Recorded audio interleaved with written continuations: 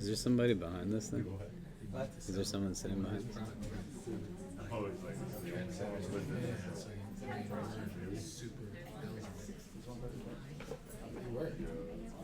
Right? Just to make everybody.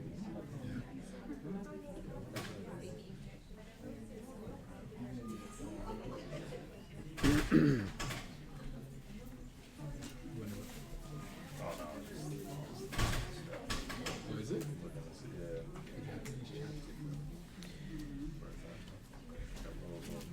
You can leave that one, son. Okay. So people, just want to take a quick minute. If you introduce yourselves to the people sitting around you, I know everyone doesn't know everyone else.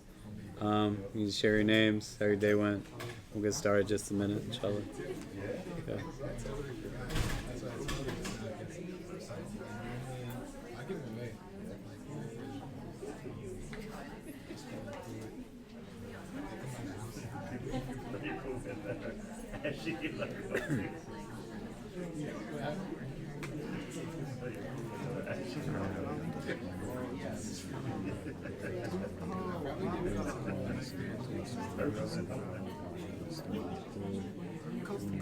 I'm just looking at myself.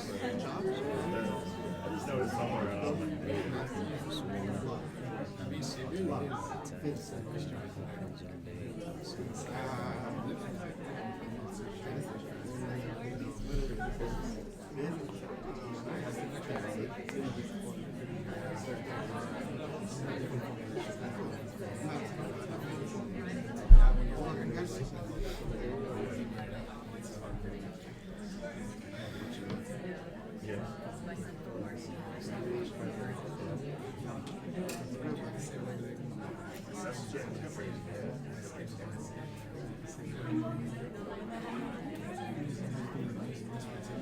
You ready? Are we ready? Yeah. Okay, should we get started? Bismillah, Bismillah, walhamdulillah, wassalatu wassalam ala rasulillah, wa ala alihi wa sahbihi wa man wala. So if people want to pull up the hadith, we're on hadith number 3 now. We were finishing up the second hadith, the hadith Jibreel last week. And so this is the third hadith. You can just Google something like Imam Nawawi's hadith number 3, Nawawi hadith number 3, so you can follow along. The hadith is Islam has been built on 5.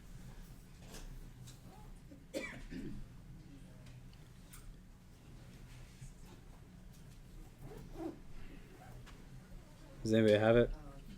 Yeah. Do you want to read it? Sure. From where? Just from the third hadith. On the authority? Mm-hmm. On the authority of Abu Abdurrahman, Abdullah, son of Umar bin al-Khattab, who said, I heard the Messenger of Allah say, Islam has been built on 5, testifying that there is no deity but Allah, and that Muhammad is the messenger of Allah, the establishment of prayer, giving zakah, making pilgrimage to the house, and fasting in Ramadan. Great. Jazakallah khair. Does anybody want to read the Arabic first?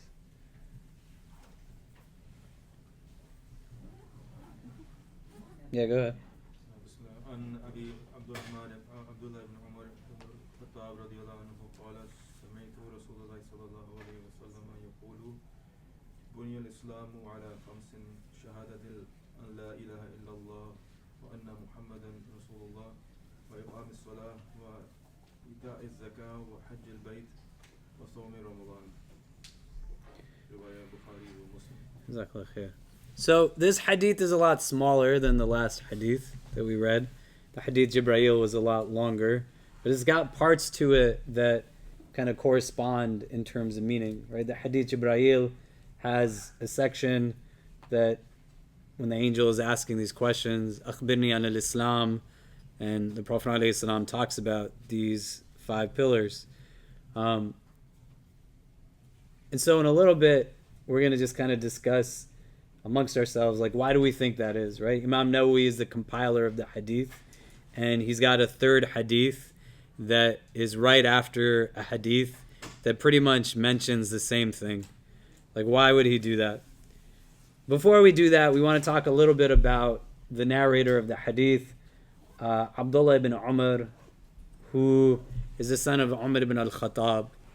So the first two hadith in this hadith collection were both narrated by Umar ibn al-Khattab, right? Innamal a'malu binniyat, indeed actions are by their intentions, was the first hadith, and that was narrated by Umar ibn al-Khattab in this text. And then the second hadith, the hadith Jibreel, Umar ibn al-Khattab was also narrating.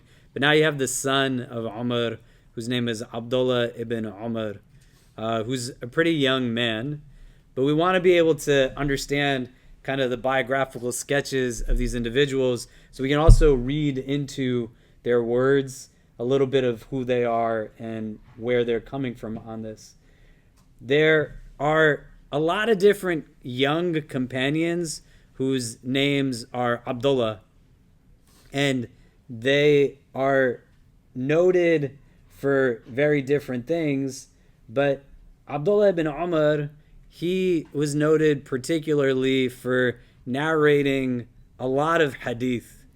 Some people would attribute, more than 1,000. Some people would say 1,600. Some people attribute 2,600 hadith to him.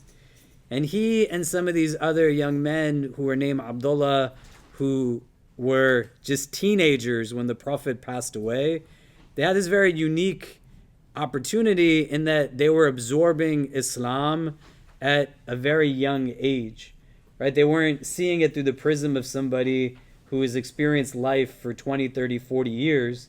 They're experiencing it in different ways. And as young people, they also are able to engage in different things that societally, as a young person, you could get away with certain things that older people couldn't get away with.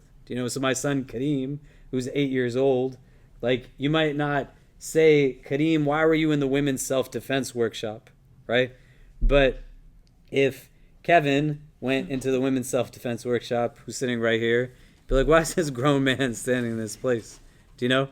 So in being able to understand kind of contextually, what does it mean when we're hearing these hadith from actually lived people, right? They all don't exist in this kind of homogenous archetype, but they have their own personalities, they have their own demeanors, they're individuals that differed. Islam doesn't fit into this rugged sense of individualism that people quite often would attribute to it. And what's interesting about Abdullah ibn Umar, amongst many things, his father is Umar ibn al-Khattab, who within the Sunni tradition is the second caliph in Islam. And he comes from a place where Umar, before he was Muslim, was a great opponent of Islam. Under his caliphate, the Muslim community expands greatly. Abdullah ibn Umar, as he gets older, he doesn't want anything to do with politics. He is not known as somebody who is engaged in that kind of societal interaction. It's not that he doesn't bear impact or speak out against societal injustices. There's a narration, for example, where he is somebody who takes really seriously what the Prophet of God teaches people, to the extent that he stops talking to his own son on one occasion, because his son now, when they're older, is trying to make an argument as to why women shouldn't be allowed in the masjid. And Abdullah ibn Umar, he says to his son that the Prophet literally said to not deny the female servants of Allah access to the masjid. Who are you to be somebody who contradicts or argues against what the Messenger of God says? To the extent that his son Salim, he just stops talking to him because he's engaged in something that contradicts what is just established practice, but it's also circumventing now what is established right of individuals. And there's other people who have to say to him that, hey, you should go and talk to your son. He just made a mistake. But it's not that he was kind of quietist in his interaction with the world. Do you get what I mean? But he wasn't necessarily aspiring to be a governor or to be Khalifa or to be these kinds of things. He was somebody who was deeply known for his knowledge.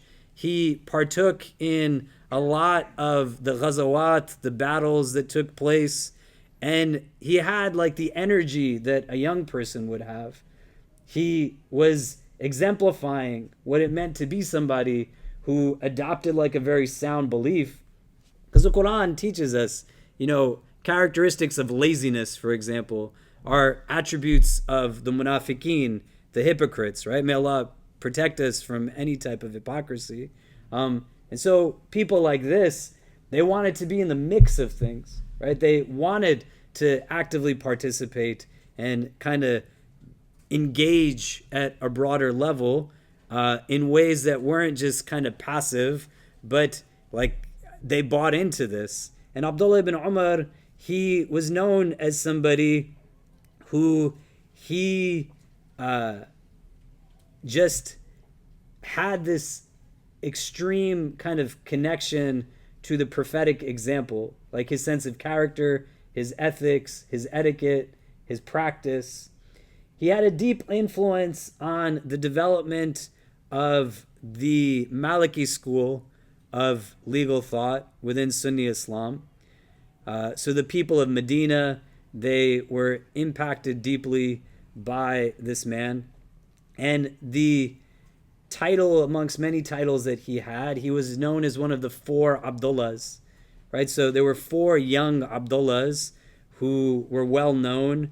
Abdullah ibn Abbas, Abdullah ibn Amr ibn al-As, and Abdullah ibn az-Zubair, in addition to Abdullah ibn Umar, right? All young people.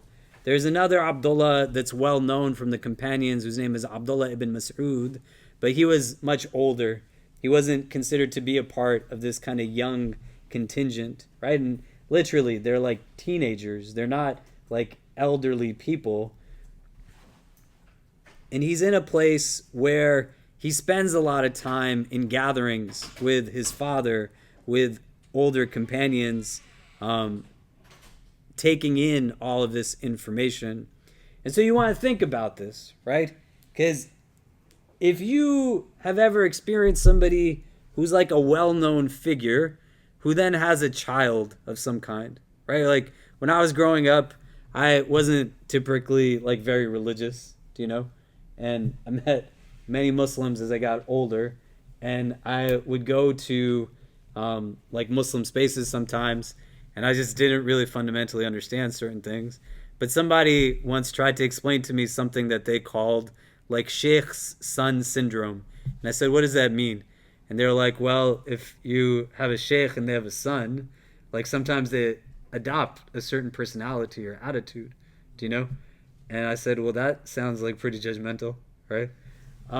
But you want to think about it. People who have well-known family members, people who have well-known parents, people who kind of are in the limelight, so to speak. This man is the son of Umar ibn al-Khattab, who the Prophet said about him, لَوْ كَانَ نَبِيًّا بَعْدِي لَكَانَ عُمَرٌ, that if there was a messenger after me, it would be this man Umar, right? There was a lot of success under Umar ibn al-Khattab's kind of caliphate. He was well known amongst people, and this is his son. And he's still in a place where he chooses a life that is really rooted in zuhud, just kind of detachment from the world. He's not trying to ride on the coattails of anybody or say, my father was so-and-so, so you got to treat me in a certain way. Or, I should be entitled to this position or this authority. He just really loved Islam, and he wanted to do right by God. And this is a characteristic of many of these people, that their actions and what's called piety, but not like antiquated language, wasn't about just the pursuit of heaven, right? But it was about the pursuit of God's pleasure, right? These are 2 very different things. There's a nuance that's there. A byproduct of the pursuit of God's pleasure is the acquisition of heaven, right? May Allah make us all people of Jannah.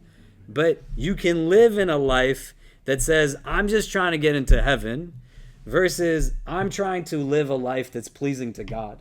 Do you see what I mean? Do you see the difference there? Right?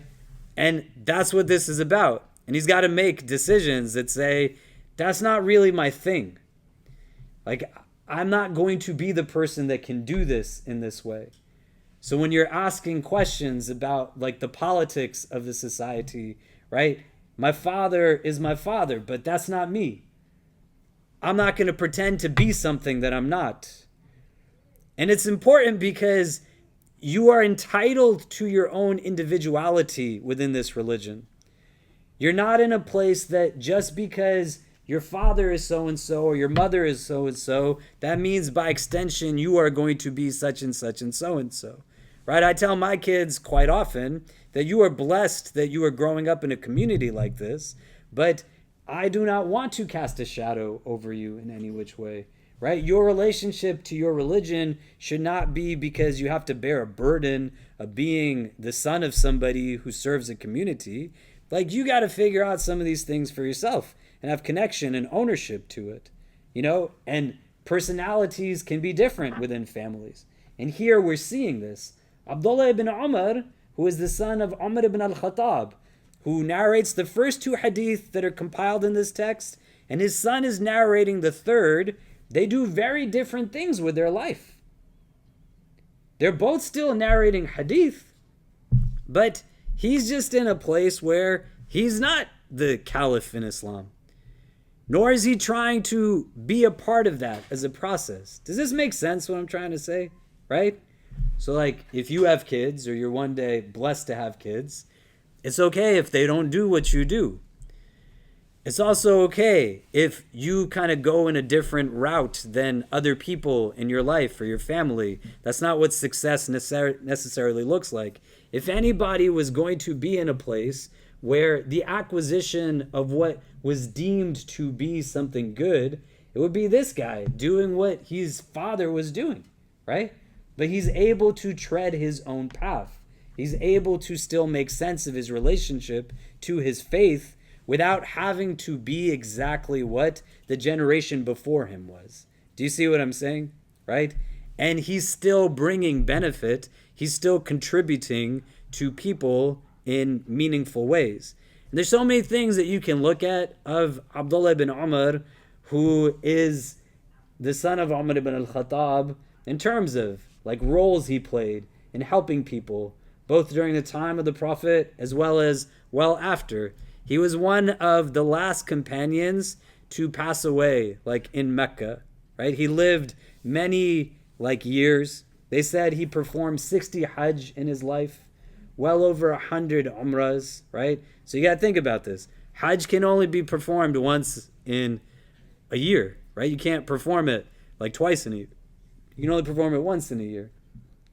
People would ask him, why did you perform so many Umrahs? And he would say that some of the Umrahs he performed on behalf of the Prophet sallallahu alaihi wasallam, right? And some of those things became the basis of some of these actions. Do you know? And there's a lot that we can delve into deeply here, but you want to think like this is a young man who grows up within like these realities. Do you know? And they still live in this time. And his father is not a caliph at a time when Islam is like on a decline. His father is on a upward slope, right? Like Islam extends a lot under him. And he's still choosing like what he's choosing. Do you get what I mean? And so now he is the person that's narrating this hadith, right? Buny al-Islam ala khams. This man who understands religion in this way, and he's telling you this is what this religion is built upon, right? Like in Arabic, the word banaya is building. So it's literally giving us that kind of indication. We're going to talk about it a little bit more. But what I'd love for you to do, whether you were here the last few weeks or not, the hadith before this, like literally has this in it already. You know, the angel Jibreel in the second hadith in this collection, he asked the Prophet, Akhbirni anil Islam, like give me the news, what is Islam? And the Prophet tells him these 5 things in this hadith. Why do you think Imam Nawawi is putting this hadith that has the same text in it, albeit like in a summated way? It's not Also with the rest of the hadith that was prior, what is iman, what is ihsan, tell me of the hour. This one is only about the foundational pillars of Islam. But why do you think he would include it? And not only does he include it, and it has like this same essential meaning to it, but it's right after the hadith that it already just said this same thing. Do you get what I'm saying? Does that make sense? So if you can turn to the person next to you just so we can get talking a little bit, why do you think he would do this? Like, what's the point of it? And then we'll come back and discuss and get into the hadith a little bit. But go ahead. Just in pairs, ideally no more than 3, but just so everybody's kind of talking and discussing with each other.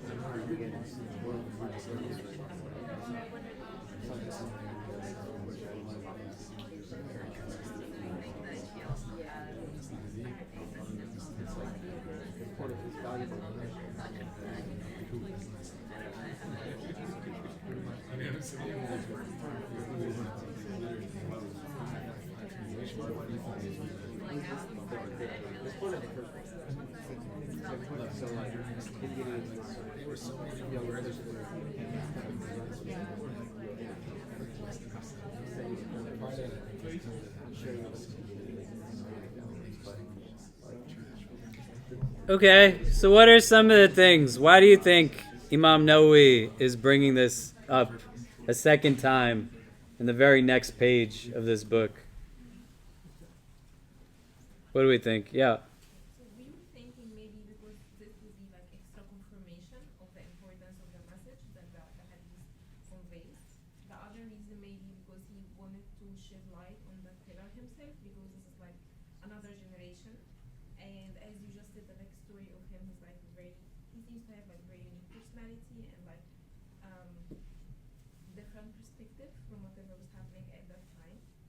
So this was the 2 reasons that he came with. Yeah. Other thoughts? Yeah. We also thought of like similar reasons, like maybe it has something to do with the time period. Maybe it was like in the later part of the Prophet Muhammad's life, and then maybe because of that, like kind of like this is like the legacy that we as Muslims participate in, like the 5 main important things. Other thoughts? Yeah. Because the practice of Islam, like mentioning the foundation of Islam, what it also does is one thing it grounds the hadith before this into like actual practice and reality, because like that's one aspect. The other one is also that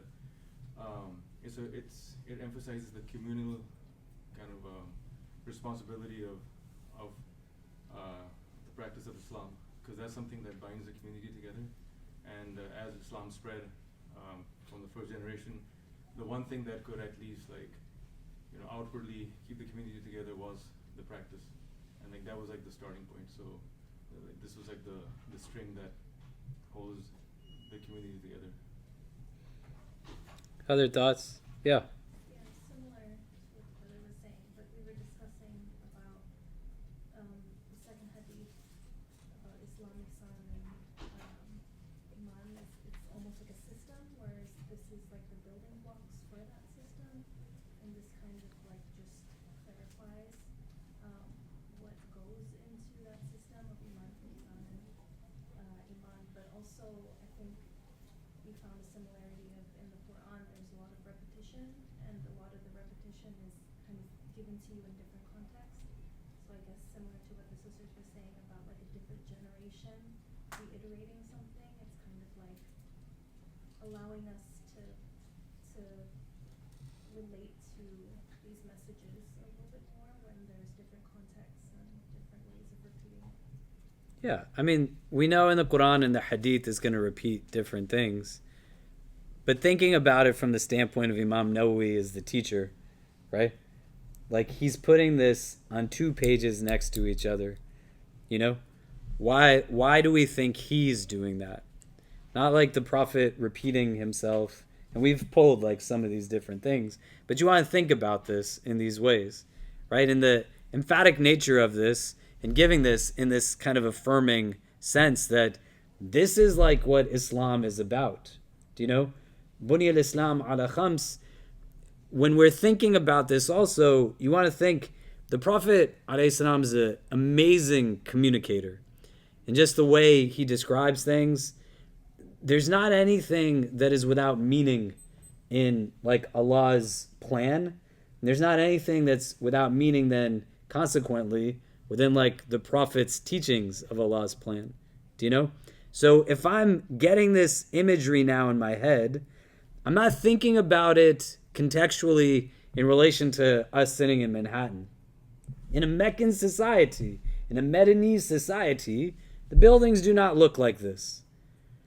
So when you're in this place now where this is something that is being shared with people kind of across the board, they're conceptualizing it based off of edifices that they experience day to day. And they're going to be in a place where the imagery of it is not that this literal space exists without any obstructions in front of us. All we see is an open room. But if you are living in a Meccan Arabia, you're living as a Bedouin, you're living in Medina, you're in a place where the idea that you have a structure that has now 5 foundational mechanisms that it is built upon is just going to look a little bit different in your head when you're hearing it. Do you get what I mean? And Imam Nawawi, he wants the reader to know and understand that this is something that is both entry point, it's accessibility, it's a link across communities, but also that arguably there's not so much more that each one of us is required to do. There's certain things that some people will have to do, and there's other things that other people will have to do, but there's not so much that all of us have to do within the confines of this faith. Does that make sense? It's really simple. There's Hadith. The Bedouin comes to the Prophet. What's this religion about? And the Prophet tells him to do these things. And then he says, I'm not doing anything else. And he walks away. And the Prophet says, if he sticks with it, he's a man of Jannah, right? May Allah make us all people of Jannah.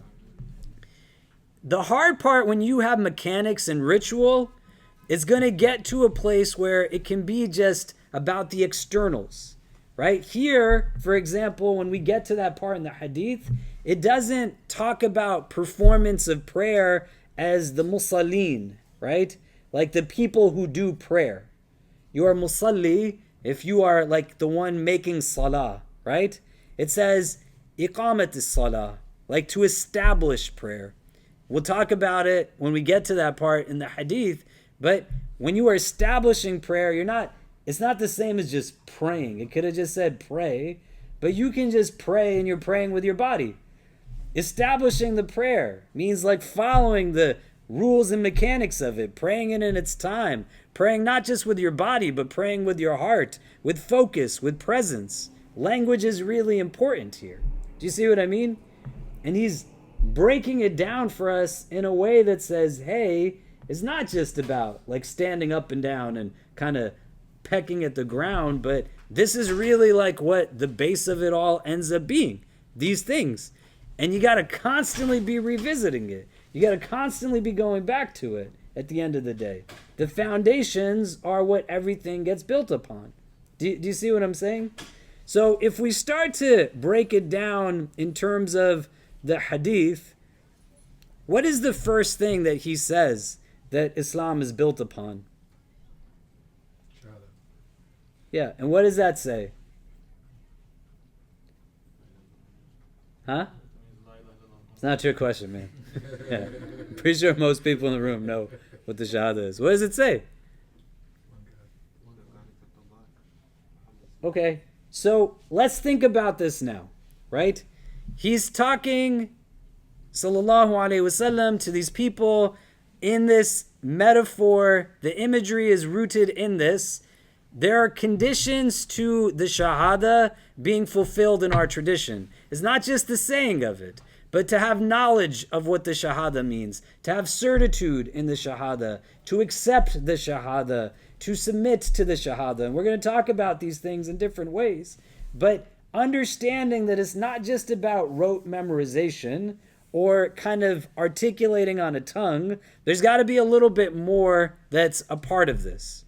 So in this imagery of this house that this Islam is built upon, your Islam, you want to think about it in this way. I have tangibly in my possession something that exists within me metaphysically, but if I could hold it in my hand, the thing that's going to keep it up now are these things. And if you've ever seen a tent in the desert, if you've ever seen a tent anywhere, right? If you've ever been in a place where you've seen these structures that people exist in and go into in different parts of the world, even contemporarily, the main focal point of creating an upright edifice is going to be the pillar that is right in the middle, the one that holds all of it up. Doesn't make a difference if you got one on the side that's doing well, if you got one in the corner that's doing well. If the one that everything is resting upon in the middle is not solid, then nothing else is going to stand upright. And even if the one that's in the middle is the only one that's doing what it's supposed to do, the thing still has capacity to stay up. But if it's gone, everything else falls down. That's what Shahada is in our religion. So the relationship with your Islam goes back to this thing. And one of the first parts of being able to engage Shahada, right? Ashhadu an la ilaha illallah, that I bear witness that there is nothing worthy of worship except Allah. You have to know what it actually is talking about. Do you know what I mean? That knowledge of the Shahada is something that sometimes the nuance of it breaks down for us through translation. What do we know that the Shahada is teaching?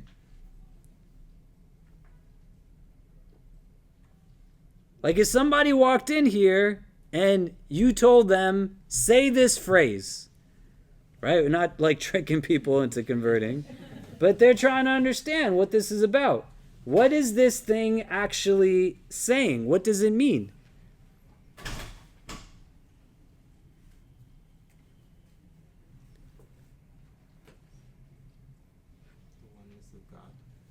Okay, yeah.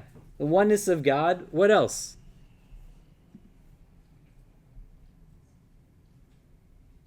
My master. My master. That's my master. That's the one I listen to. That's the one I go to. Great.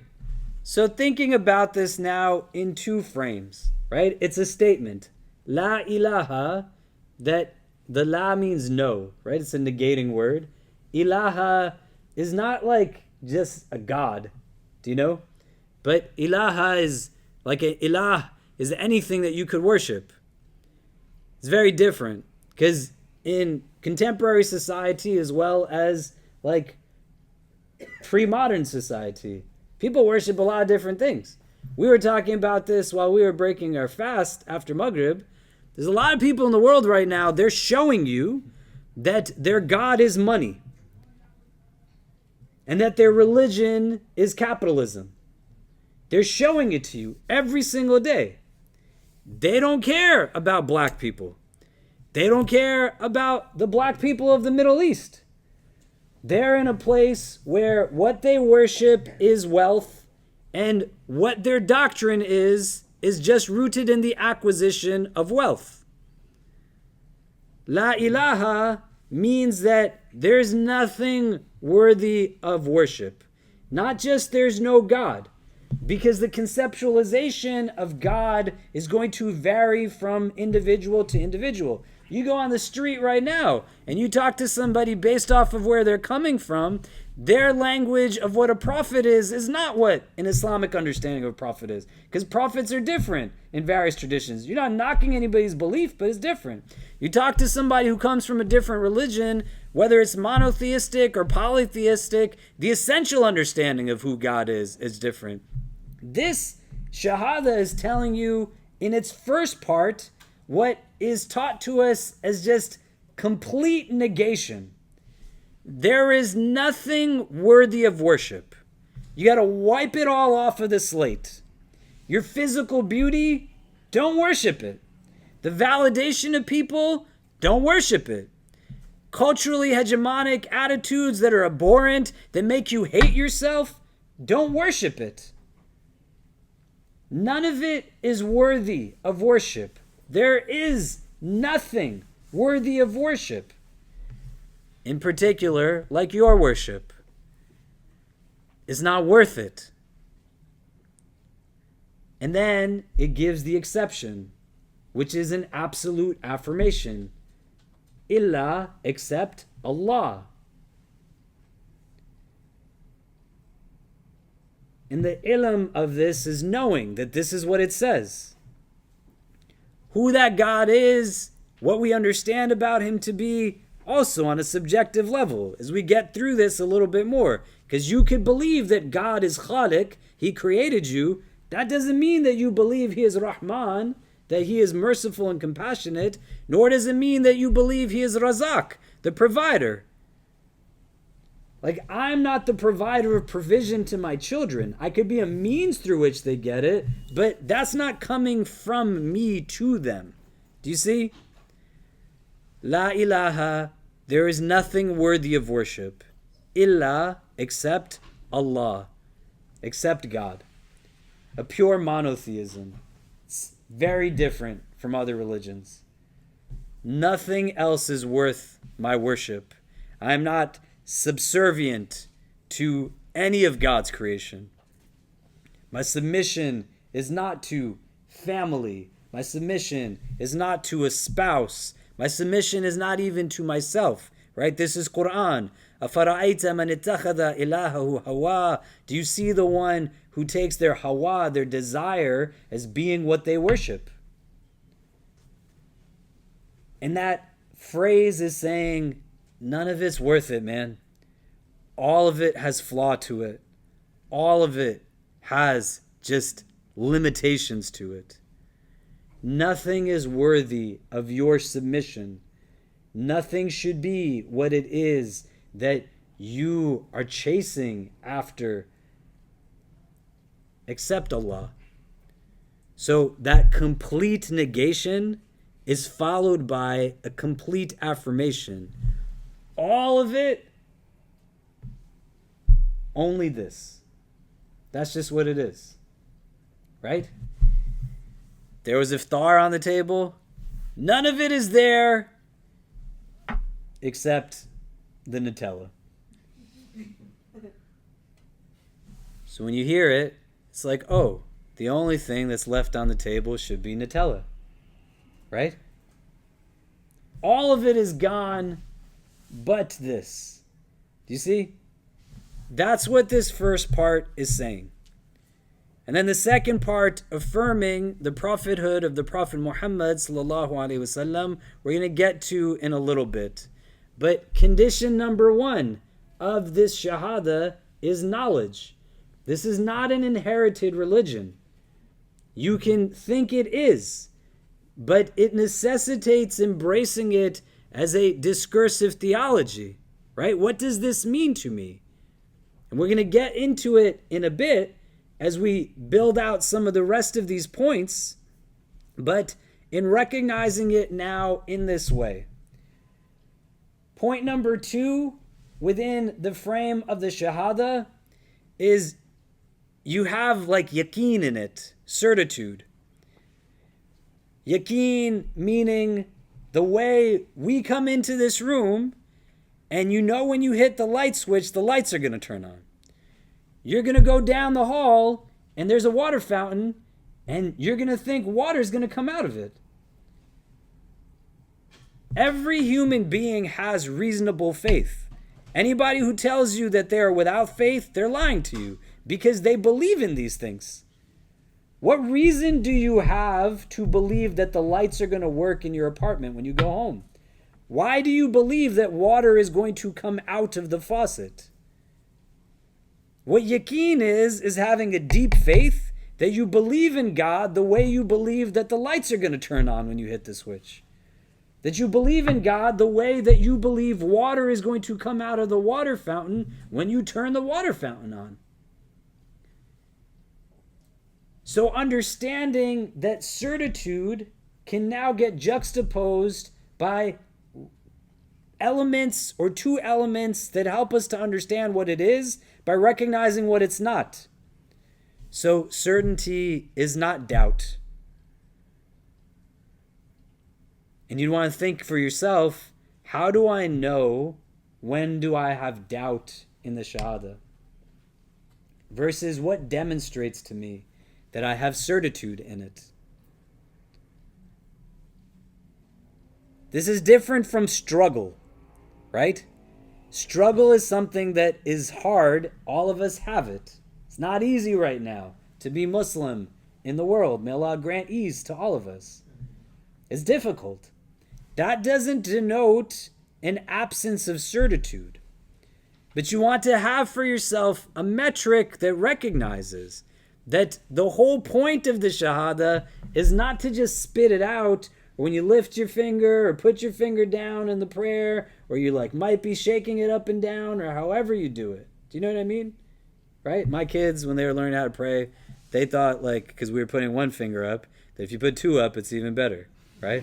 And then sometimes my son, he'd be shaking all of his fingers. I'm like, hey man, what are you doing?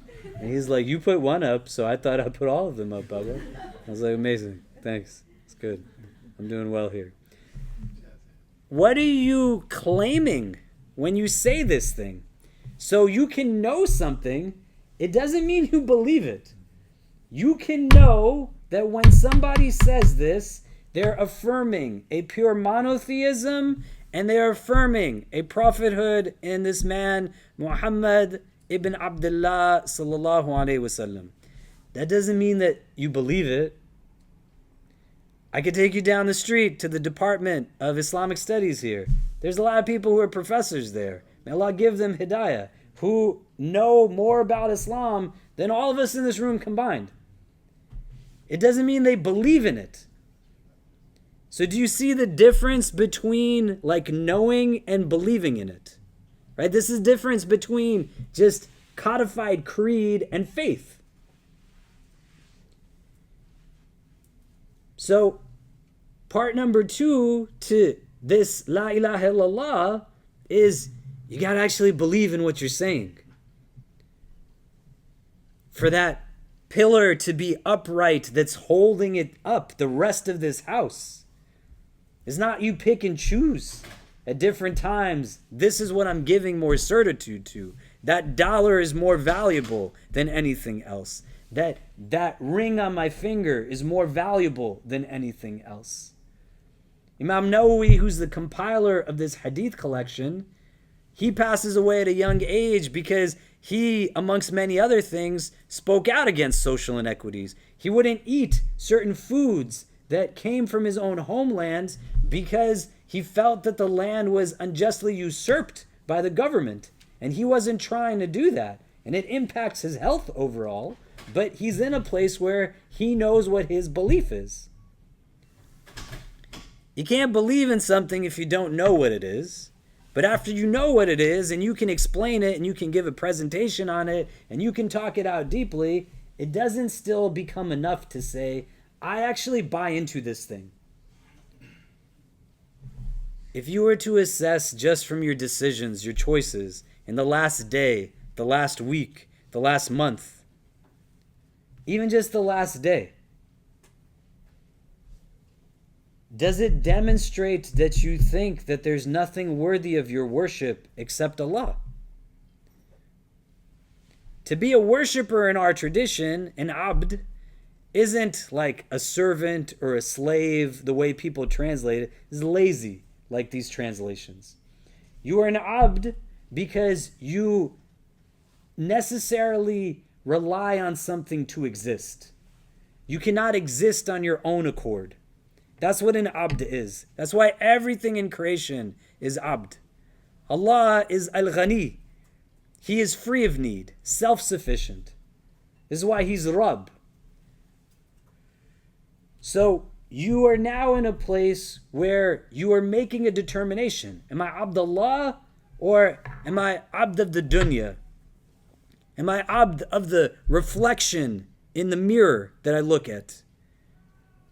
Am I Abd of capitalism? Am I Abd of anything else? And where and how you can have an assessment that says like, hey man, what's showing to me that I actually believe in this thing? I have some kind of certitude, some kind of faith in it. Is there a sense of trepidation? Is there not? Abdullah ibn Umar, who is the son of the Khalifa, he doesn't have a lot of money. He doesn't have so much wealth. He's not known by his wealth. It doesn't mean that wealth in and of itself is a problem in our religion. There are companions who had nothing in their possession, and there were companions who were deeply affluent and rich.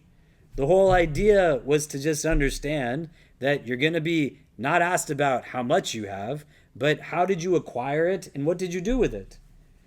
And to understand it as also a blessing by recognizing the giver of the blessing. So how do I know I have certitude in this thing? All you got to do is just think about it, reflect upon it, not in a self-deprecating way, not in a way that gives shaitan victory over you. And part of it is going to be rooted in an understanding of being able to say that I'm in a place where I'm willing to reflect and contemplate. I know I'm a work in progress. The whole idea is to not chase after perfection. That's a foolish pursuit, right? But to get to a place where I'm willing to acknowledge where I stand now in relation to where I'd like to be so that I can actively work to getting to that place. So you know what it means? Just think about it logically. I know what this means. Now I got to think, do I actually believe in this thing? And is there something else that I am in a place of kind of contradiction on it just from how it is that I'm living my life? Okay, let's take a pause for a second because I know I'm talking a lot. If you turn to the person next to you, what are you taking away so far from the conversation? What's coming up for you? And then we'll come back and discuss. But go ahead.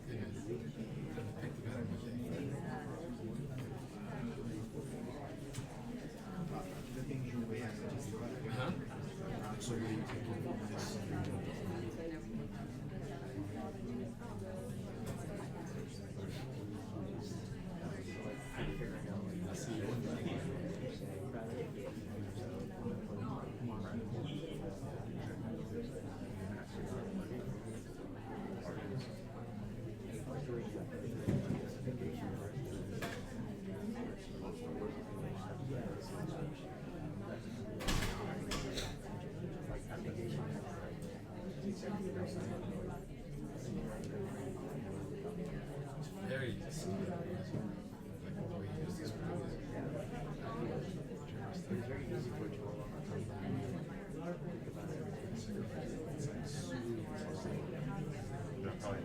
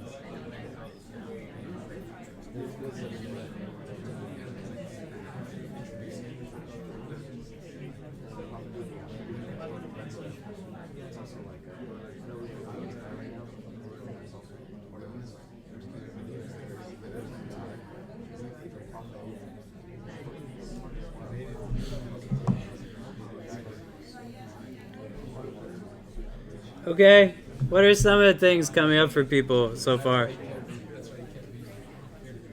What are we talking about?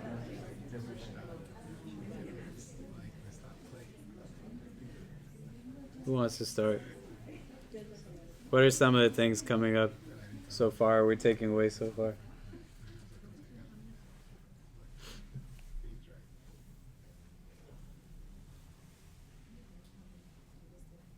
Yo. I liked your point about how, like, you know, sometimes we can submit to our family or work or spouse, but remember that there are faults in those people. To remember that ultimate submission is to Allah, who's a sustainer, who gives us risk. So I thought that was a good reminder. Great. Other thoughts? Other takeaways? Yeah. Ali and I were talking about the framing of there is no God except God, and how that framing on its own is powerful. It almost anticipates other notions of God that we might entertain, and it clarifies the place that God holds or should hold in our understanding. And one story I was sharing is about an agnostic friend of mine who pointed out the fact that he liked the first part of the statement, this idea that there is no God. And when he said that, it made me realize how close this statement of absolute truth is to abject blasphemy. So it's like there is no God except God, and how that reality makes the statement so powerful. Yeah. Other thoughts? Yeah. We talked about, you know, when she said the Shahada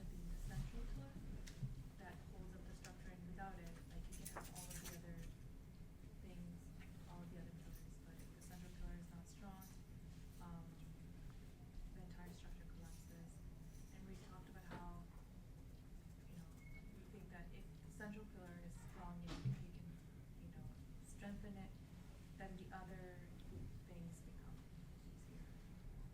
easier. It's easy for them to fall into place. Yeah, and you want to think, right? Especially in a community like ours, there's like people coming here taking their shahada every day, mashallah, may Allah grant them ease. And it's not like a atypical situation, but in some spaces it could be. Like what is it that they're actually affirming in that process? At what point in time did I ever affirm like this shahada for myself? Do you know? How does it inform certain things? Do you get what I mean? And at different phases in your life, going back to it, to think out what's my relationship to it? How is it present in my decision making? Like, do I buy into it in terms of what it's actually saying? The third kind of point that goes in, so after we talk about the first two, like knowing what this thing is and a certitude in it, the third is having an acceptance of this, right? The acceptance is of what is the implications of the statement in and of itself. So if I'm saying La ilaha illallah, there's nothing worthy of worship except Allah, right? Muhammad Rasulullah, that Muhammad is the messenger of Allah, then I'm by extension saying that I buy into everything then that they are saying is the way to do things. It's not like a pick and choose type thing that I'm creating my own religion, right? The Quran says, like, don't eat pork, so that's the way to go. You know, I could struggle with it. I could be sneaking like ham sandwiches, you know, and whatever else, right? I had a friend who, I'm not going to say his name, but, you know, when we were younger, he's from another country, he wasn't from here, and we went to a restaurant, and he ordered a BLT, and I was like, hey, man, like, what are you doing? He was like, oh, it tastes so good. And I was like, yeah, but it's a BLT, right? And he was like, yeah, you know, beets, lettuce, and tomatoes. I was like, no, man. I was like, that B does not stand for beets, brother. Right? He was like, what do you mean? And I was like, it's bacon, dude. And he was like, no, you're lying to me. It's not bacon, right? And I was like, no, it is a BLT. Like, it's bacon, right? Understanding, though, for yourself. It's not one of those things that's like, I think, I feel, I want. You can struggle with something. You can say, it's hard to wake up for Fajr. Like, I have difficulty not smoking this thing or not drinking this thing. There are companions of the Prophet of God who struggled with drinking alcohol, who struggled with committing zina. There's literal hadith where companions come to the Prophet. Ya Rasulullah, you got to make zina halal for me. Like, they say it to him. Do you know? Right? They're dealing with reality. But they're not saying, I think God got it wrong. Or I think we have to change what this book says. They can struggle with it on different parts. But the notion is still that I am subservient to the sender of this messenger. That I'm not making the Creator subservient to me. So by acceptance, I am giving an understanding that whether I love to do it or it's hard for me to do, whether it's something I even understand why it is that we got... I don't know why we pray 4 rak'ah at Isha and not 3, and why we pray 2 at Fajr, and why don't we pray 6? I don't know. You don't know either. You might think you know, but you don't know. How would you know the answer to that? But that's just Allah's wisdom. That's what He gave to us. And you buy into a God-centric religion, you buy into it in its entirety. I was sitting with a couple that the guy is Catholic, the girl is Muslim. And he's sitting and he's saying, hey man, like, why can't we just have a wedding that's 50% Catholic and 50% Muslim? And I said, well, like, a wedding can't be Muslim, right? It can be Islamic. But in understanding, if it's 50% Catholic and 50% Islamic, then it's not either Catholic or Islamic. You're just making your own religion at that point. I'm like, you're a grown man. You can do whatever you want to, but you cannot just say that I'm picking pieces and then that's what this religion is. Acceptance in the Shahada is saying that the Quran, the parts I understand, the parts I don't, the parts that are hard for me, the parts that are easy for me, the Sunnah, the parts that I love, the parts that I struggle with, I buy into all of it. I'm accepting of it. Are there things that fundamentally, like, we have to reconcile certain times? Things that might have been given to us that we don't know like why they were taught to us in these ways, right? Abdullah ibn Umar, who is narrating this hadith, is telling us about his son saying to him that he doesn't think women should go to the masjid. And Abdullah ibn Umar is saying to his son, who are you to say that something shouldn't happen, that the messenger of God said should happen? Do you get what I mean? So you might have a parent who's telling you something about religion, they don't know what they're talking about. You might meet somebody who's Muslim who could tell you something that they don't know what they're talking about. But you might also have an experience that just because it's hard for you to do doesn't mean that it's not part of Islam. And you just have to relent to that. It's an actual thing that we have to go through. There's various scenarios that bring us to certain places.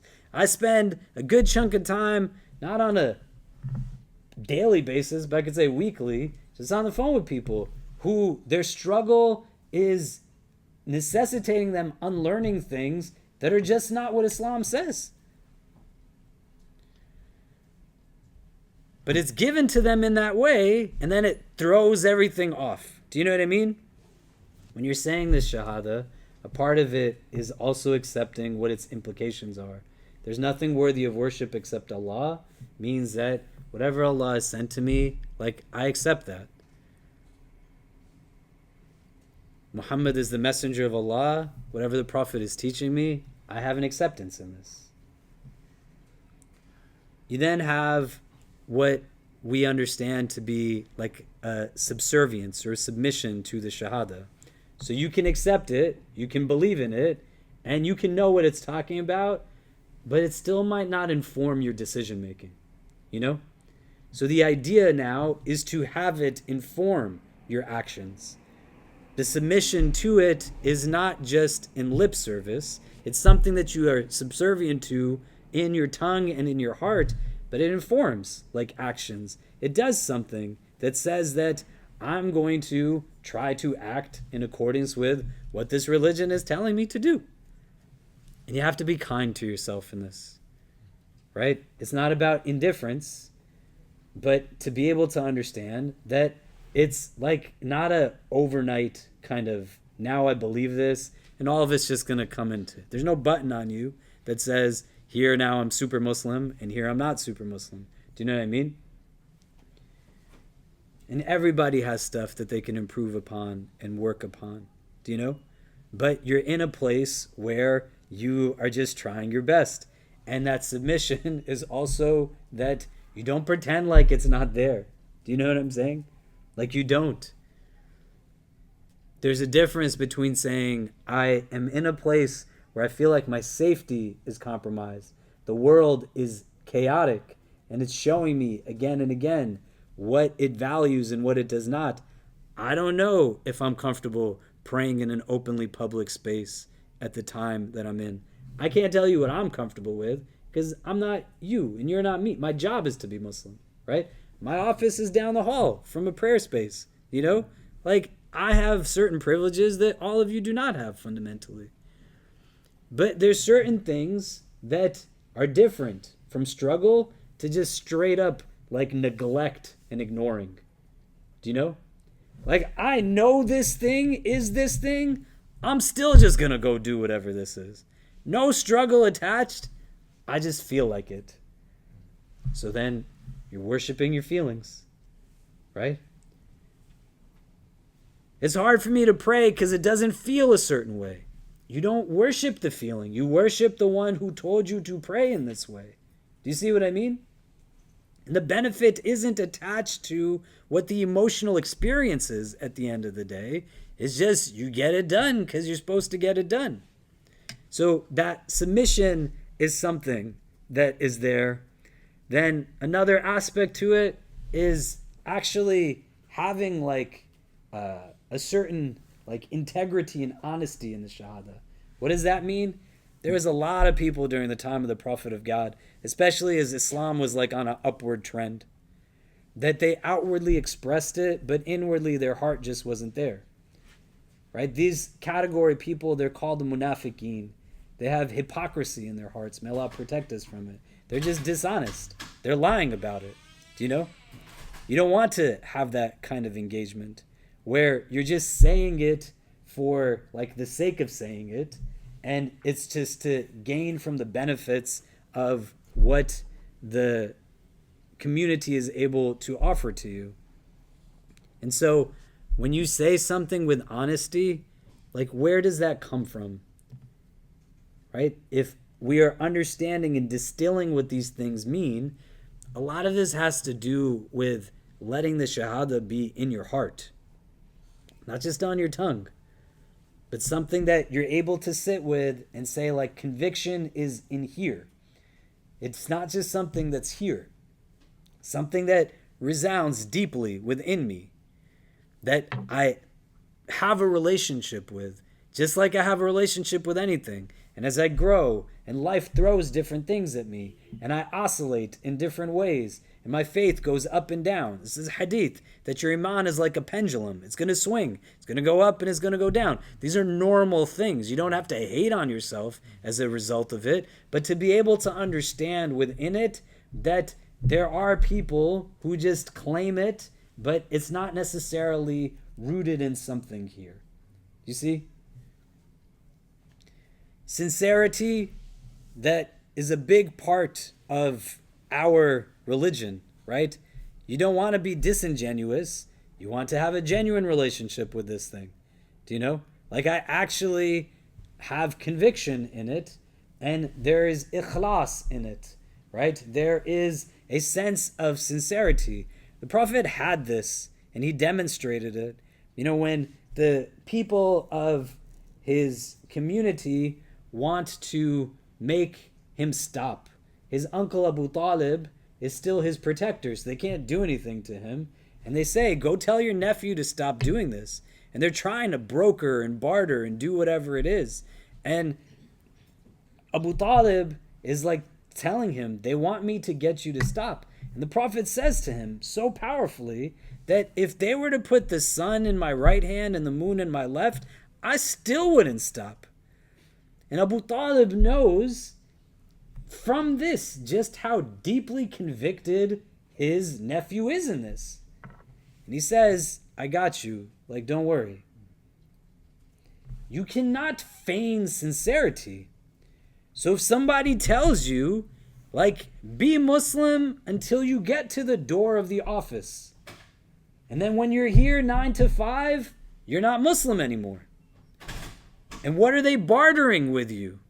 I'm going to give you this many dollars in exchange for you muting your identity.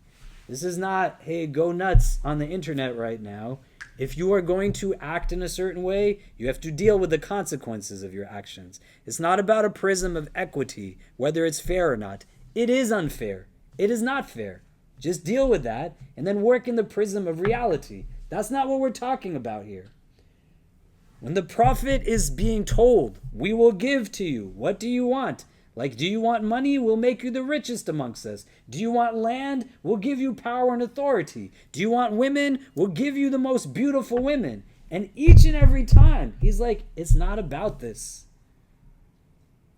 It's not for him to compromise on what is not in his jurisdiction to compromise on. But he also believes in it.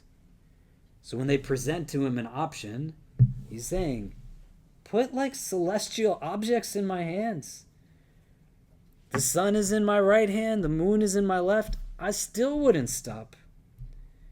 Because when you're really into it, like, it's just not that easy to let go of. You see what I mean? So you think for yourself, where does the ikhlas come in? Where does the conviction come in? And then a key part to this is that there is an element of love. And you can read like people who are across the board from their perspectives on Islam, whatever kind of language you want to utilize, liberal, conservative, whatever, right? Harsh, whatever. Anybody is going to tell you like love is an integral value in this religion and has to be a key part to the relationship with the divine. Ibn Hazm, he says that the relationship that one has with the divine, he likens to a bird. And he says that its wings are fear and hope, and its head is love. You think by the analogy, if somebody loses a wing, you lose one of your arms, God forbid, you can still live. You lose both of your arms, you can still live. You cannot live without your head. If there's no love, it makes it that much more difficult. The challenge is in being able to recognize that it comes from within. Because Allah tells you He is Al-Wadud. So if anyone tells you, how do you know God loves you? Well, because He tells you He's the source of unconditional love. He loves you not just because of who you are, He loves you because of who He is. What makes it really hard to love fully is not necessarily because we're not loved by others, but it's hard for me to love you when I don't really love myself. And in this conversation, one of the things that makes it hard for us to love ourselves is when we worship things that are built in ways to make us dislike ourselves. So if you worship the structure that was built to hold you down in the first place, it wasn't built to make you like you or the color of your skin.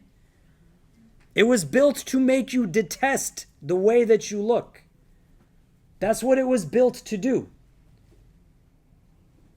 It was built to make you think there's something wrong with you because you want to visit the sick or treat elders with respect or take care of orphans and children. Literally, the world is showing you what it cares about children right now. May Allah grant all of their loved ones ease who have witnessed their deaths, and grant them the best of reunions in the world beyond this one, in the highest levels of Jannah. They're telling you what they believe in, man. They don't even care about babies. Why are you taking your sense of validation from them? Why? Why do you think success is based off of how much money they've given you? The system is so out of whack. And it's hadith. There's a hadith about the apocalyptic narrations of hadith that talk about civilizations that are just destroying civilizations, right? That they're civilizations. That what do? They literally just break down things so that they could build them up and break them down again. All these people care about is making money. They don't care about anything else. Don't kid yourself. And if you worship that, there's no way you love yourself. There's no way. There's no way you can love yourself if you are seeking validation from something that is not built in love. It's just not possible. You get to a place, at a minimum, where you can say, thank God, I'm not at least like that guy. I could be doing so much messed up stuff. I'm like terrible at this.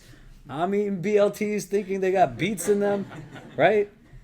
But at least I'm not like this mess. And then it's an entry point to saying, then who am I? What is it that I know of me? Everybody's got stuff they can improve upon. Everybody's got stuff that they wish they never did. People got things. I could put you in front of people, man. My friend who, BLT guy, he could tell you stuff about me, right? But the whole idea in our spiritual tradition is that one who is in a place of contentment, if everything within them was revealed to the world, they would be in a state of ease. Because love is the basis of all of this. You love God. You recognize God's love for you. You make it a mechanism to love yourself. You don't have to fall into these boxes that are hard. It's really hard to navigate. But you are good. You are good. Regardless of what it... there's enough examples of bad people. They're showing you what it means to be an evil human being. Treachery, betrayal, inequity, injustice, disregard of human life. Why? Why do you worship this? Why? Why do you spend so much of your time chasing after what it is that these people make you believe is indicative of success? How could they fundamentally be your source of guidance and instruction? And here, La ilaha illallah, there's nothing worthy of my attention, of my worship, of my submission, my subservience, other than Allah? What does Allah ask you to do? To be compassionate? To treat people well? To be in a place where prayer is not a metric of assessment of just how many I got done, but it's a tool for your spiritual enhancement and ascension? The world tells you to just numb and numb and numb. And this religion tells you to heal and heal and heal. And to see from these spiritual exercises and practices, mechanisms to find that healing. So love becomes an important part of this. Rabi al-Basri, who's a spiritual master of this tradition, she famously says, I will not serve God like a laborer in expectation of my wages. That her doing for Allah is not in this transactional mode of interaction. She just does because she wants to do. This is why I said in the beginning, Abdullah ibn Umar is indicative of what it means to be a Muslim who lives for the pleasure of God rather than the pursuit of heaven. They're two different things. And Jannah and Jahannam, they can't do a thing to you or for you because they're still from the creation of Allah. Does that make sense?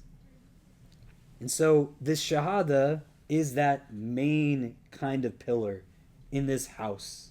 Buny al-Islam ala khams. The rest of it doesn't do anything without this pillar. And we talk about this now from the standpoint of Muhammad Rasulullah, that Muhammad is the messenger of God. What does this mean? The same ideas that we can parallel to Allah in some capacity. One, when you're saying Muhammad is the messenger of God, you're saying that he is like chosen by Allah. There's no mistakes in that. Allah in his divine wisdom chose the prophet to be not just his prophet, but a prophet to all of humanity. Which means when you say this Shahada, you are affirming one God and a last messenger that is for anybody from any race, any culture, any ethnicity, any class, any part of the world. If you are racist, then you are not demonstrating an understanding of Muhammad Rasulullah, let alone La ilaha illallah. The two things don't go hand in hand, right? Embedded within this also is the recognition that he is the last messenger. He is a final prophet. It's coming from here, from an understanding of what does Muhammad Rasulullah mean. We also have within it a recognition that you follow the teachings of the Prophet of God. The Sunnah is not just about the performance of your Sunnah prayers, which it is, but it's also about understanding like the inward and outward aspects of the Sunnah. Ethics, values, a tradition that is a living tradition, 14 centuries of a lived tradition. When you're saying this Shahada, you're also saying that the Prophet of God, not only was he chosen correctly by Allah, but he got it right when he did his job. That acceptance part is rooted in this as well. That you're not sitting and having to apologize to people on behalf of your religion. Maybe he didn't know what he was talking about, or maybe this was something he could have done differently. But the extension here is Muhammad Rasulullah. He is the messenger of God. He did his job well. Like he conveyed it in the ways that it needed to be conveyed. He didn't do anything that should have been done in a different capacity.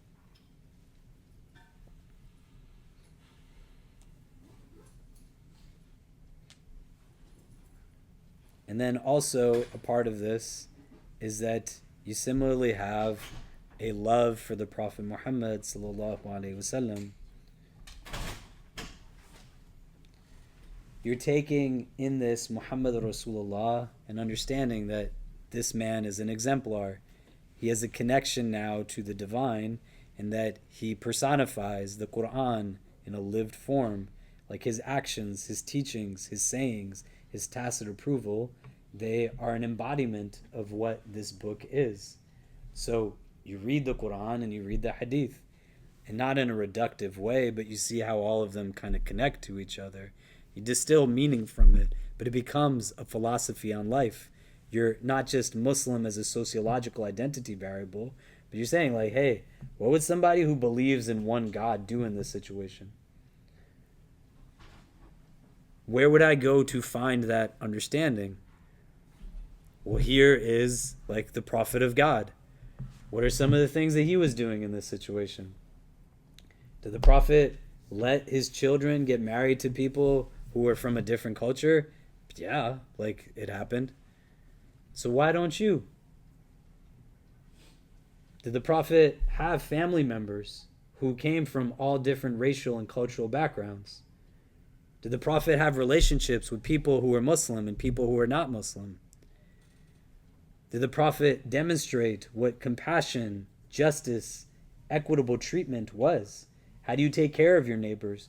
How do you honor the elderly in a community?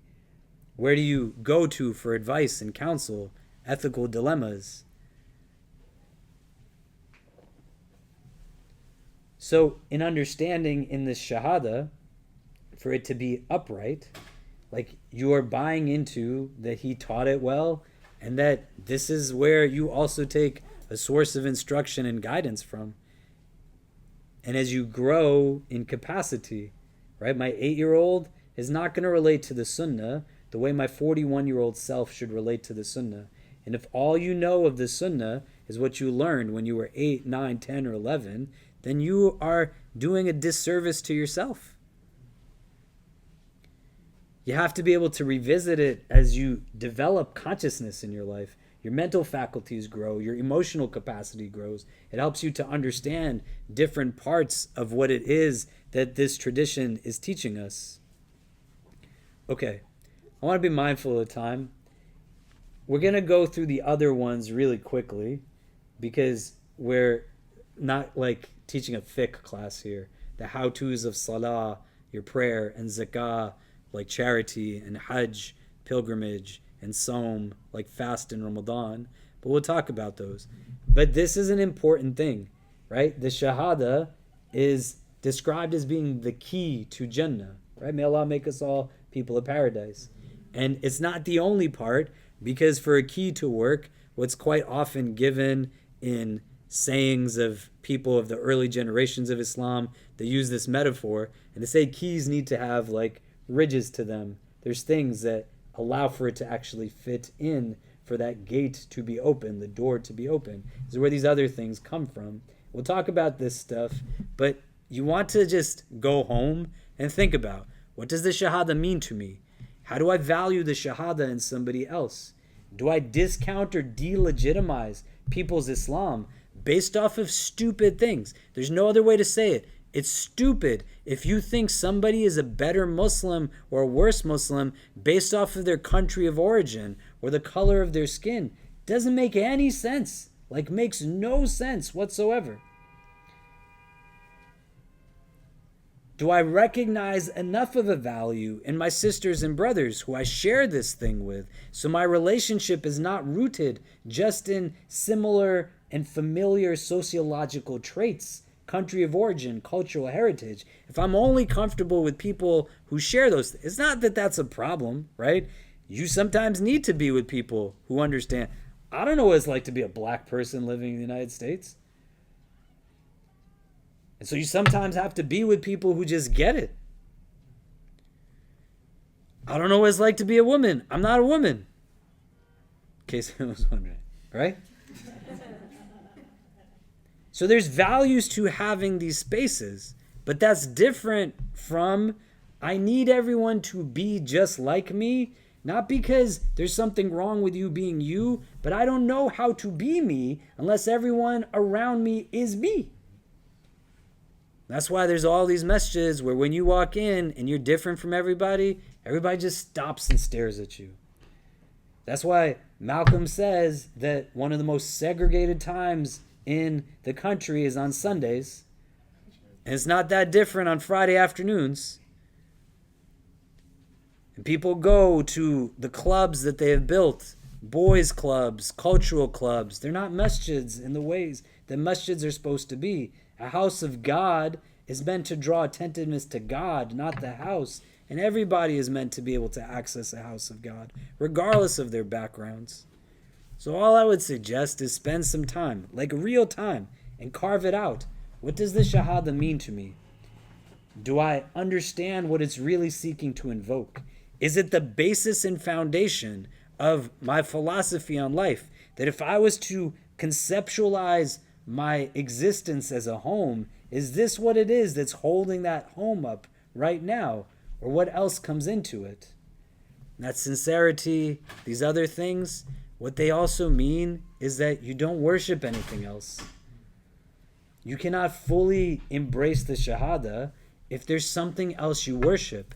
That's a hard conversation to have, but you have to have it to be able to say, hey, what am I actually a worshiper of? And you don't have to do it alone. Like if we can do it together, if we're in a place where we can help iron out some of those things, and you have to think about it, not just as like, hey, there is a actual physical idol that I worship, right? Because they're idols within ourselves too. There's all kinds of things that people can compare to being iconic, but in reality, they're just idolatrous. You don't want to fall into that mix. And so to be able to understand, like, do I think that I actually am in worship of something else? And what is it really doing for me? The way people make tawaf around the Kaaba, what is it that has me going around in circles in my life? The way we have a qibla that's meant to give us direction, like what is it that is giving me direction in life? And does that thing make sense for me? Okay, so just in the last few minutes, if you can turn to the persons next to you, what are you taking away from tonight's conversation? And then we'll wrap up for today. But go ahead.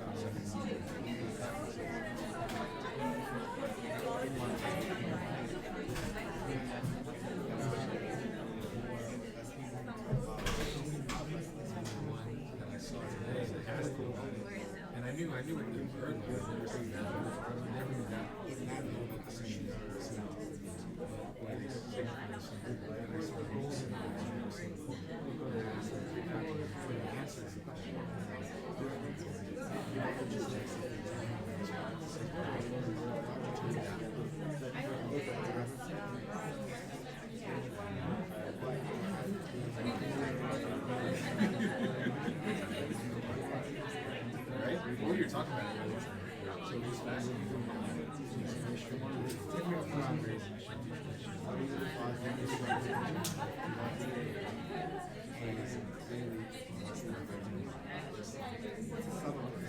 He was the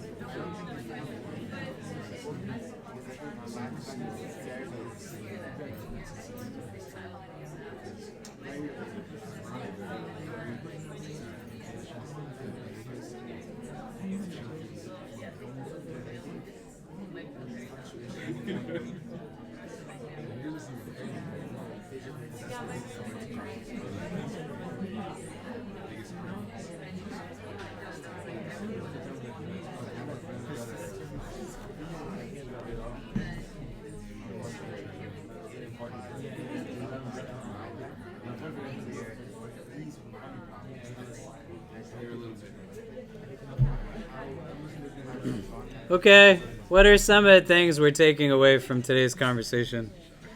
We can hear from a few people, and then we'll wrap up. Anything comes to mind? I think what you mentioned about not worshiping the system that was meant to put you down, it's like, that just hit the spot because like, see it every single day, you know, like at work, you know, like how people, like I see it in myself sometimes, like, you know, this whole idea of like, you're not ambitious enough, you're not good enough, you know, you need to be doing better, like you're always like chasing something. And in reality, like, yeah, there are things we can improve, but like, we're just fine, you know, like, why do you have to like push yourself so much? And the other thing you said was like, you know, you want to look at someone, and you know, we all have done messed up things, but you look at someone, you're like, at least I'm not like that person. And today actually what happened was like, one of my coworkers, like her supervisor was supposed to get back to her on a raise last week. He's been evading her like every single day. And then she came to me, she's like, I've lost all respect for him. Like I actually had used to have a lot of respect for him. I've lost all respect for him as a human being. I was like, well, you need to bring it up with him, but in my heart I was like, well, at least like I'm not that person, you know. I hope never to be like that person. So it's like, Yeah, man, you think, right, there's literal hadith to your first point where, you know, we're taught that our prayer is the first thing we're questioned about on the Day of Judgment. May Allah grant us ease on that day. And when the angels assess our prayer, there's hadith where they go to Allah and says that this person has like deficiencies in their prayer. They didn't pray their prayers. And Allah tells the angels, like, go back and see if they did anything extra, anything sunnah, any nawafil, right? But he's looking for a reason to make excuses for you. You know, you didn't get done what you're supposed to get done. Just go see if there's anything that we can say that, you know, they tried to get it done, right? Versus like the system that just seeks to beat you up again and again and again, you know, to make you feel like you just have no value add to it. Do you know? And it's not judgmentalness, right? Like you can still be in a place where you have care and love for people, but to be able to still think like, man, like I'm so grateful for Islam right now because there's so many people who are showing like what it is that they are governed by. And thank God, like I'm not governed by what they are governed by, because I could be in this place too where I'm just making excuses for things that are unexcusable. Do you know? What else are people taking away from today? Yeah. It's as much important as it should come from the heart, and you should be sincere and sure about it. It should be like genuine, and whatever you are doing, you're worshiping God, but you know because of like you're not just even just like you believe in what you're saying. And despite that, and this was actually, I like that you can still struggle. Like, even you have this genuine love to God, for God in your heart, and you're doing things because of His pleasure, and you're not just like pursuing heaven, or that you're worshiping from a place where you're like afraid from hell or from the physical pain of the fire in hell. But despite this, you will still struggle, and your faith could change as like a pendulum. So on some days you need to accept and acknowledge that I'm struggling with this. And maybe actually this would be a reason for you to pray to God to ask for help, so that He would help you to do the things that you would love. So, and when you give the example about the companions who actually have things to struggle with, this is even like more, make us feel more human, because even those who lived with the Prophet and were at the time where the religion was like very clear, right? Because they have the Prophet guidance, but they still struggled with things. So this actually is quite deep. And he was still nice to them, Yeah. right? Like, that's the other thing. The only times the Prophet got angry when people were doing haram is when they're abusing people, they're oppressive to people, they're being racist to people. Then he let people know, like, this is not okay. If people are struggling with stuff, he's walking with them through their struggle. So on the other end of it, it's why you got to be like the Prophet. Be nice to people. You don't know what kind of crap people are going through. You don't know, like, why they are and what they're doing. And you have to ask yourself, like, why do I see it this way? Why do I perceive inadequacy or deficiency? This is not prophetic. The Prophet would see what was inherently good within people and empower them based upon this. Do you know? Okay. So, a couple of things just before we wrap up. Daylight savings time is going to kick in before we meet next Monday. It's going to go back an hour, which means Maghrib is going to be at like 4:40 something, right? So we'll still do iftars. How many of you can actually make that iftar? I don't know, from the people who were coming before, right? On Mondays. Today is Monday, right? So on Mondays, like, if iftar is going to go earlier to about 4:45 next week, for like 5 o'clock, let's say. Can people make it at 5 for iftar? Yeah? 4 of you? Amazing. 5. Yeah. We could definitely fast that day. Huh? We could definitely fast that day. Winter time. This is the time to make up fast, my friends. Yeah, they're like 5-minute fasts in the winter. So definitely do them. You wake up at whatever time you normally wake up. And then this halakha, we've been starting the last few weeks after 7. Should we move it to 6:30? Should we move it to 7? Should we move it to 6? Who can come at 6 o'clock? Okay, better question. Who cannot come at 6 o'clock? Okay. Who can come at 6:30? And okay. Yeah. So we'll probably start like 6:30-ish, give or take, and then we'll go for as long as we go. So you can come at 7, like come at 7. Clearly, it's not difficult for me to talk for a long period of time. And we'll see where it goes, and then we'll position Isha at some point there too, as well. But just look out for the email. And all of our halakha times, other than maybe on Thursdays, those might change also, but everything else should stay the same. Okay. If you're a student in the room, undergrad or graduate student, maybe even if you're a student in another school, on Wednesday at 6, we're going to do like a student town hall. We'll send out emails about that probably tonight, tomorrow. It's going to be in 475 at the other end of this floor. Not a healing space necessarily, but a space to think about strategy, kind of where people can get involved, become more active, as well as just for us to hear, like, what is it that people are experiencing? What's it like being in the classroom, discrimination, challenges, these kinds of things. So please let your friends know, undergrad and grad students. There's a lot of Muslims that go to this school. There's a lot of influence that you can have, but necessitates like organized kind of activism and not operating in silos. And I say it with love. I don't think our students are doing collectively as much as they could. I think there are people who are doing things, but if everyone was kind of on the same page, you'd probably see a lot more different impact in that. And then not this week, but down the line, sooner than later. If you remember the khutbah I gave 2 weeks ago, people who come to Jummah, if anybody pays attention, I don't know if people pay attention to Jummah or not, but 2 weeks ago, I talked about us also as a community thinking out certain things, right? When so many of you, mashallah, reach out and say, I want to help with this, I want to help with that, we don't have a system that I can plug you into. Pre-COVID, we were kind of on this trajectory, and that summer, I was going to utilize a chunk of it to host plenary sessions with key stakeholders, donors, right? We're a self-funded center. We don't get money from the university. Just community at large to be able to hear, ideate together, and think out what's the next 10 years going to look like. Social services, civic engagement, fellowships, for-profit ventures, incubator funds. We are considered to be a major house of worship in New York.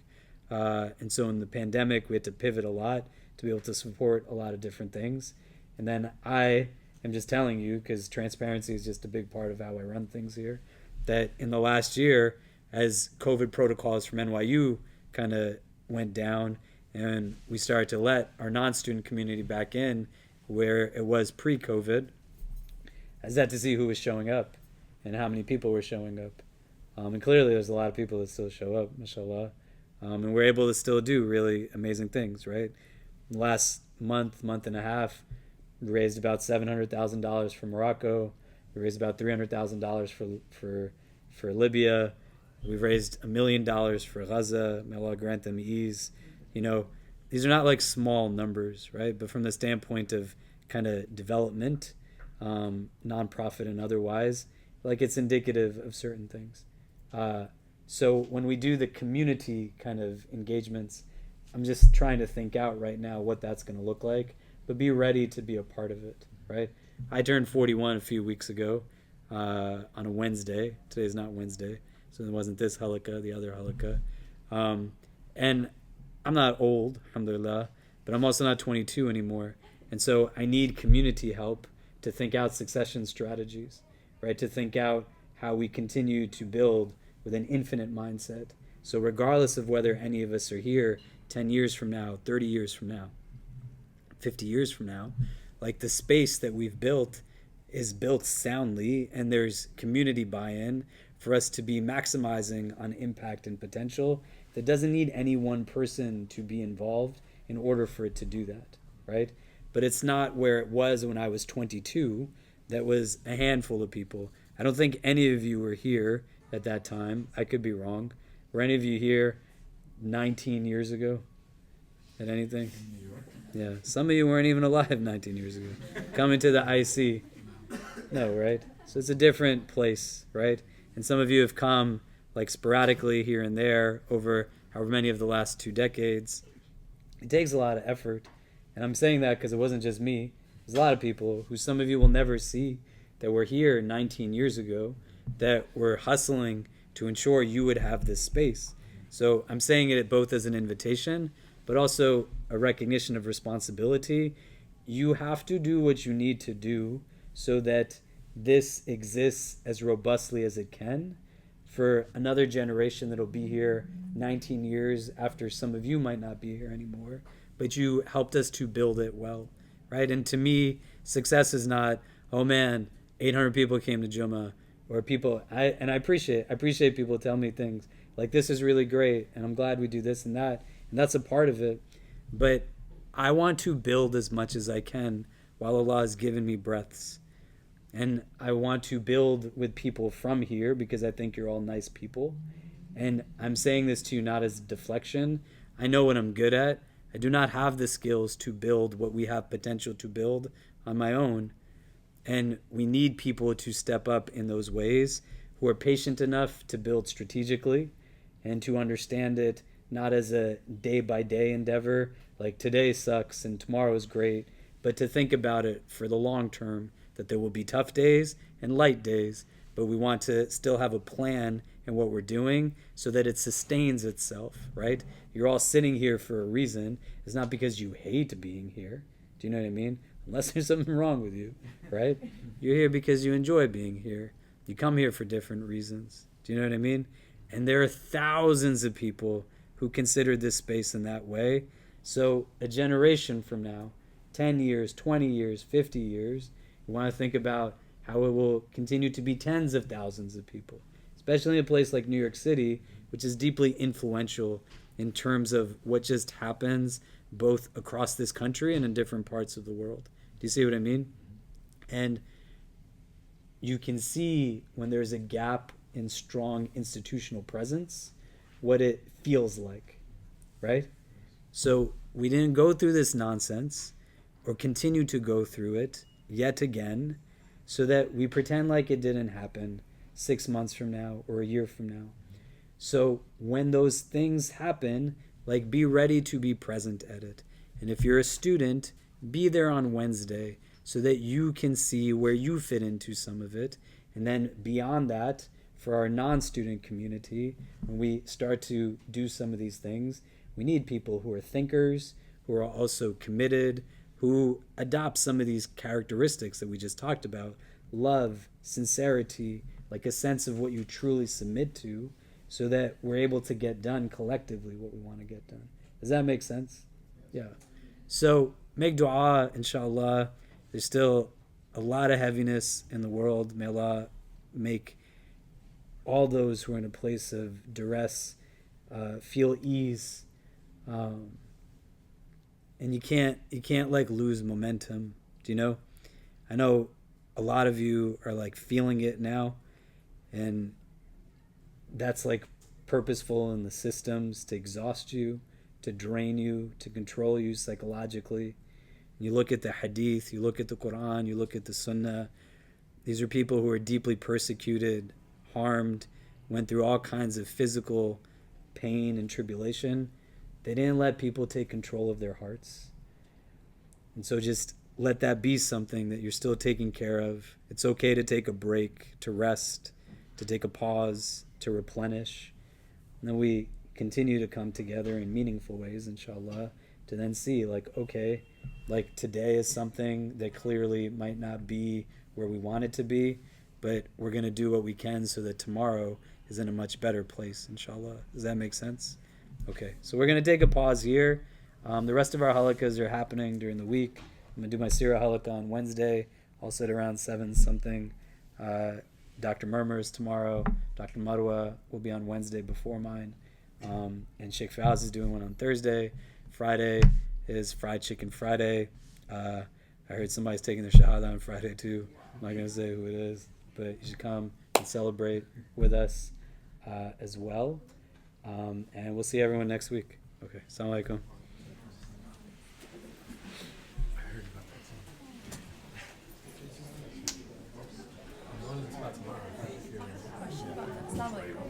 Hey, assalamu alaikum, how are you? What's up? You said that someone's looking, if this is like just randomly popular, but you said someone